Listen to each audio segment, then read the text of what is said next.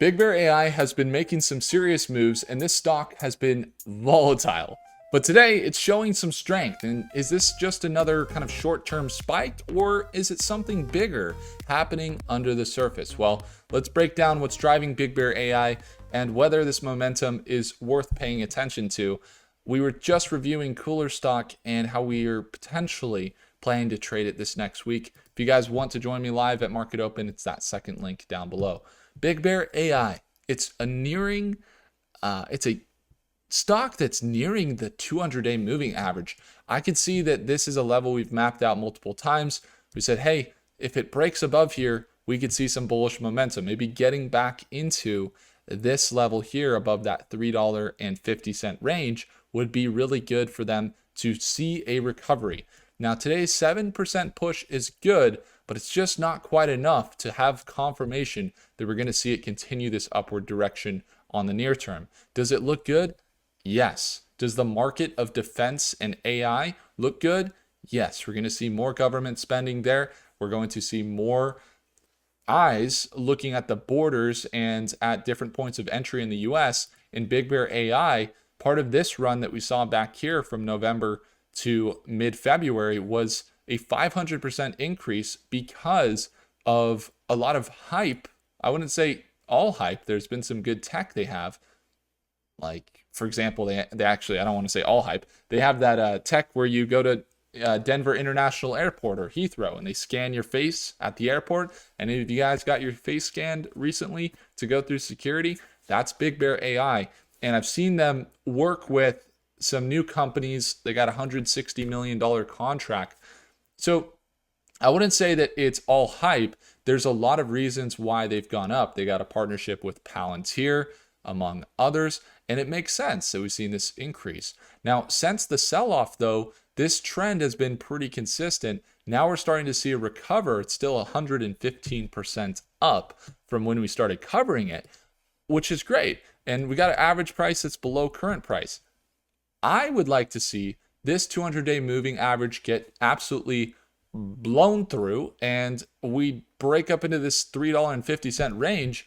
Now we're talking. If we get through there, that's a range that is 25% to the next level, essentially, because that's the level we've seen it consolidate. And it will get to that previous resistance and support where it may get rejected, but we'd like to see it get there. And then we're talking about, okay, next run, maybe it's up here to that $6 range or higher. Now, long term looks really good for Big Bear.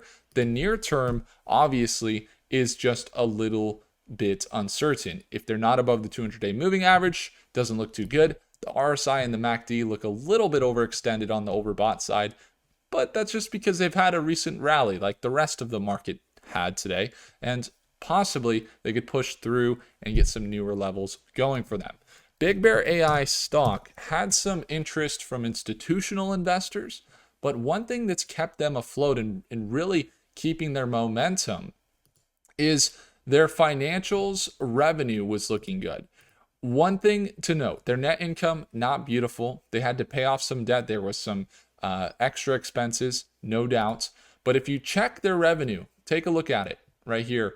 2024, beginning of 2024, it was $33 million. So about a year ago.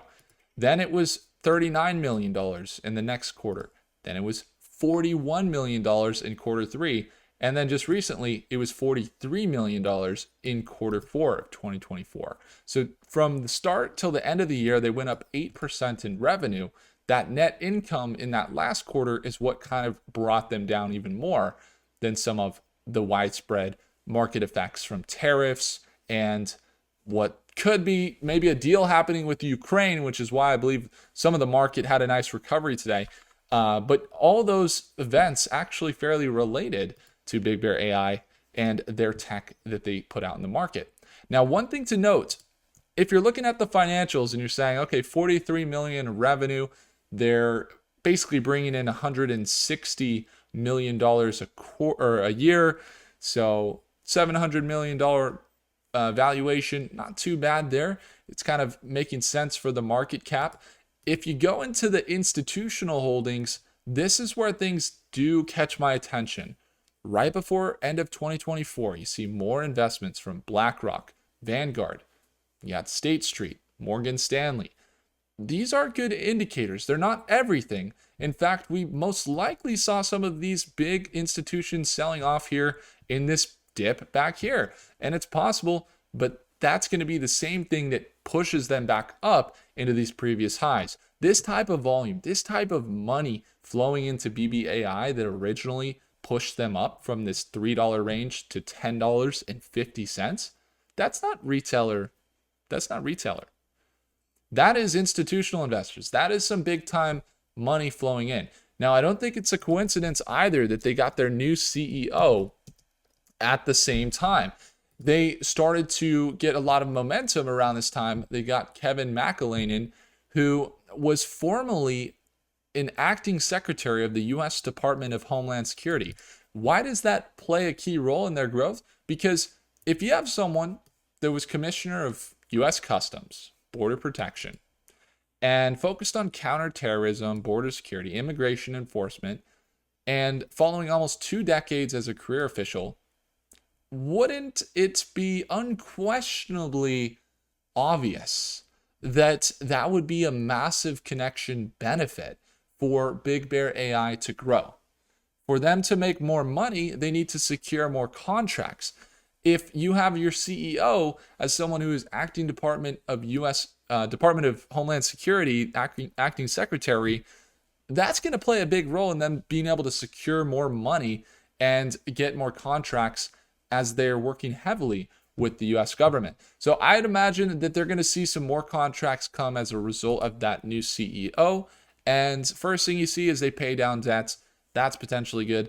They're in almost every industry, like even healthcare, but you see them working with the Pentagon.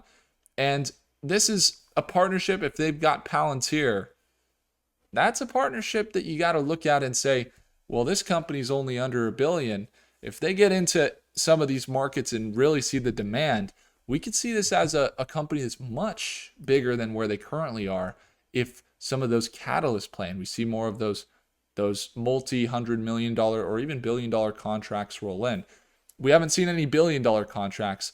We haven't seen anything over 250 million, but $250,000 to be getting close to that range is a good place for them to be with that small market cap of just about 800 million. So we're going to watch them closely. Again, that 200-day moving average, we'll see if they break above it. For the charts, we'll expect that just because it's getting momentum here and that EMA is below it, I would expect some potentially some resistance to break above that 200-day moving average, as it usually has had some trouble to get above it. But if we get above it, we're in good shape. We'll just be watching it closely at market open on Monday. And again, I would love to have you there. If you want to join me at 6:30 a.m. Pacific time, we go live Monday through Friday when the market opens. And it's that second link in the description to watch me trade live.